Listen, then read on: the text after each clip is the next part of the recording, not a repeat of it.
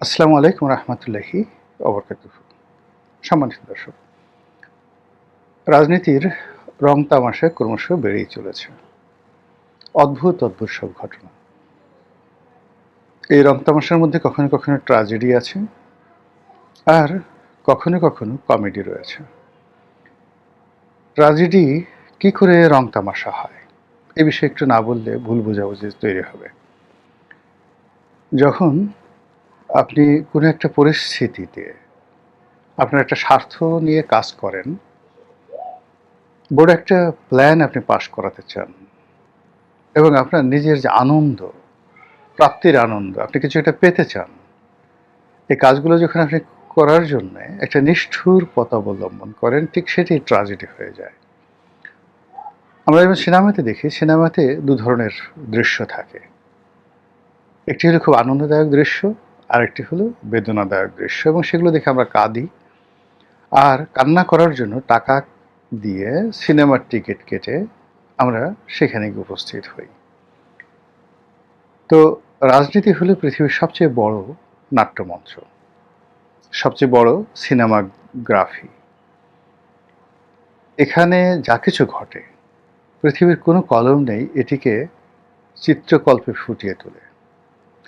পৃথিবীর কোনো কলম নেই এই রাজনীতিতে এমন সব নির্মম ঘটনা ঘটে যেই ঘটনাগুলোকে গল্প, উপন্যাস, সাহিত্য কিংবা সিনেমাতে ফুটিয়ে তোলা সম্ভব।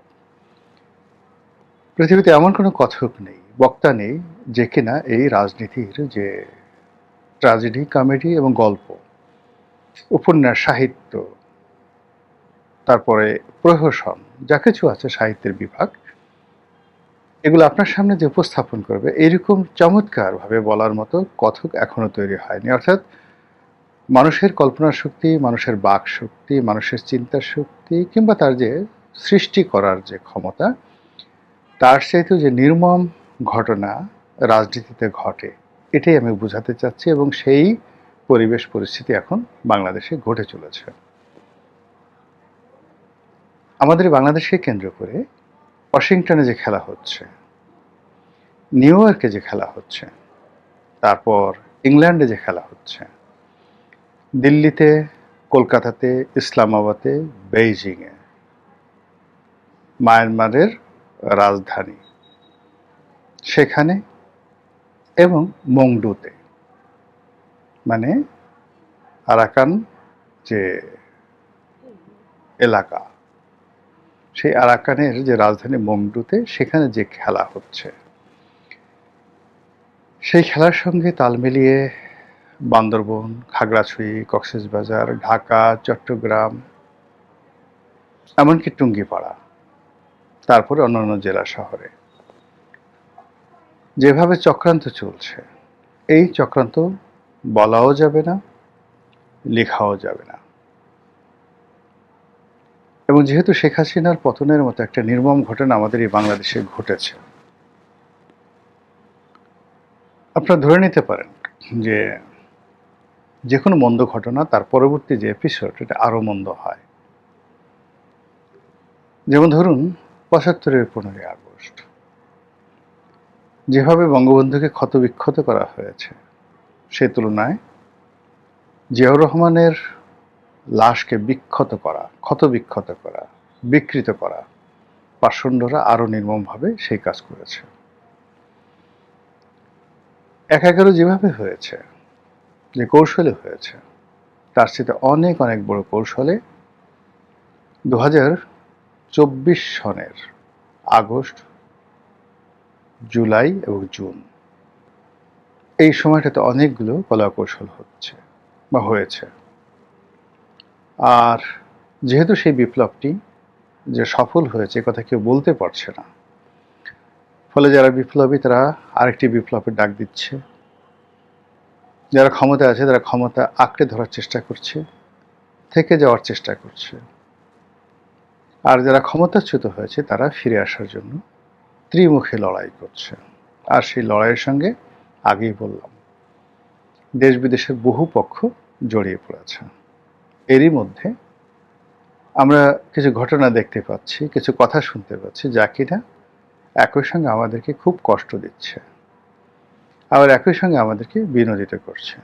যদি শিশু রামিসার ধর্ষণ ধরেন, চট্টগ্রামে যে 4 বছরের শিশু ধর্ষিতা হয়েছে তাকে ধরেন, শিশু আসিয়ার হত্যাকাণ্ড ধরেন, এগুলো খুবই বিয়োগাত্মক ঘটনা এবং এগুলোকে কেন্দ্র করে যে মাঠ গরম হচ্ছে তার মধ্যে অশনির সংকেত আছে। আবার যদি ধরেন নাসিরুদ্দিন পাটোয়ারিকে ডিম মারা হলো, তাকে মারধর করা হলো এবং সেটাকে কেন্দ্র করে যে উত্তপ্ত রাজনৈতিক অবস্থা, এটি একটা মধ্যপন্থা, সাসপেন্স। অন্যদিকে আওয়ামী লীগ যে কাজগুলো করার চেষ্টা করছে, ছাত্রলীগ একের পর এক মিছিল করে যাচ্ছে। আগে মাস্ক পরতো, এখন আর তারা মাস্ক পরছে না। তারা সিরিজ মিটিং করছে। ছাত্রলীগ, যুবলীগ, আওয়ামী লীগের যে সকল শীর্ষ নেতৃবৃন্দ রয়েছেন তারা প্রকাশ্যে আসছেন এবং অনেকে মোটামুটি সিদ্ধান্ত নিয়েছেন তারা বাংলাদেশে ফিরে আসবেন। যতটুকু শোনা যাচ্ছে যে ছাত্রলীগের একসময় খুব দাপুটে নেতা, মন্ত্রী,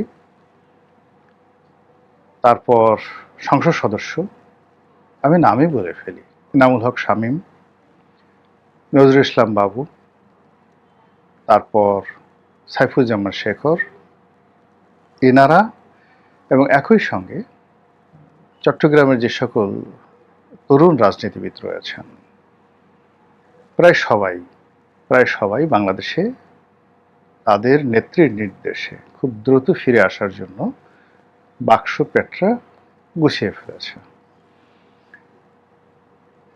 তারা আসবে, আত্মসমর্পণ করবে এবং একই সঙ্গে তাদেরকে গ্রেপ্তার করতে হবে। তারপরে কি হবে সেটা পরের ব্যাপার। এইরকম একটা প্রস্তুতি চলছে। সজীব ওয়াজেদ জয় এবং সাইমা ওয়াজেদ পুতুল বাংলাদেশে আসবে। প্রস্তুতি চলছে শেখ হাসিনা বাংলাদেশে আসবেন। এগুলো কথার কথা নয়। এবং এর সঙ্গে কারা জড়িত, কারা তাদেরকে উৎসাহ দিচ্ছে, কারা তাদেরকে প্রোটেকশন দিচ্ছে, কারা তাদের সঙ্গে সমঝোতা করছে, সেগুলো দ্বিতীয় প্রসঙ্গ। যারা রাষ্ট্রের সঙ্গে জড়িত আছে অবশ্যই তারা এটা খুঁজে বের করবেন। কিন্তু আমি যে বিষয়টা নিয়ে কথা বলতে চাই সেটা হলো শেখ হাসিনা, যিনি তার বক্তব্য কিছুদিন বন্ধ রেখেছিলেন, আবার তিনি বক্তব্য দিয়ে যাচ্ছেন আগের চেয়ে ঝাঁঝালো, আগের চেয়ে সুনির্দিষ্ট, পয়েন্টিভ, আগের চেয়ে জেদি, আরও রাগী এবং আরও আত্মবিশ্বাসী।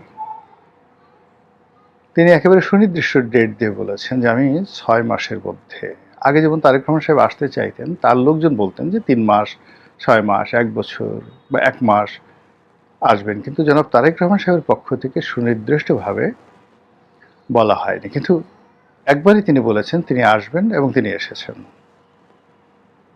শেখ হাসিনা বিভিন্ন সময় সুনির্দিষ্টভাবে না বলে অনির্দিষ্টভাবে বলেছেন, কিন্তু এইবার তিনি প্রথম বললেন যে আমি আগামী 6 মাসের মধ্যে আসব।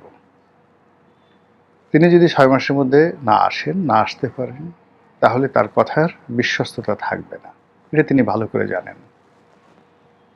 তার নেতাকর্মীরা বিশ্বাস করবে না, দেশবাসীও তার ব্যাপারে আগ্রহ হারিয়ে ফেলবে। ফলে এই যে তিনি যে একটা ডেডলাইন অর্থাৎ 6 মাস সময় উল্লেখ করলেন, এটি তিনি ভেবেচিন্তে বলেছেন এবং এটা তার জন্য একটা ঝুঁকি। তিনি পারলে একটা ফলাফল হবে আর না পারলে আরেকটি ফলাফল হবে। তার এই আগমন কিংবা তার এই যে আসার ঘোষণা, এটি নিয়ে ভীষণ রকম তোলপাড় চলছে। এক পক্ষ বলার চেষ্টা করছে আরে আসুক আসুক, তাকে আদর করার জন্য আমরা বসে আছি, সে যেভাবে আসুক এয়ারপোর্টে নামার সঙ্গে সঙ্গে তাকে ওইবার ছেড়ে দিয়েছি বা ওইবার আমরা তাকে বাগে পাইনি, এইবার আমরা যেহেতু তাকে বাগে পেয়েছি, বাগে পাবো, এইবার তাকে দেখায় দেব কত ধানে কত চাল। এরকম একটা পক্ষ আছে। আর এক পক্ষে বলার চেষ্টা করছে না আরে বোগাস যত সব কথাবার্তা, বললেই হলো 6 মাসের মধ্যে বাংলাদেশে আসবে, ধান গাছে কি কখনো কলা ফলে? এই সমস্ত কথাবার্তা বলে অযথা নিজের এই বয়স্ক বুড়ো বয়সে তিনি কেন তার ইমেজ নষ্ট করছেন?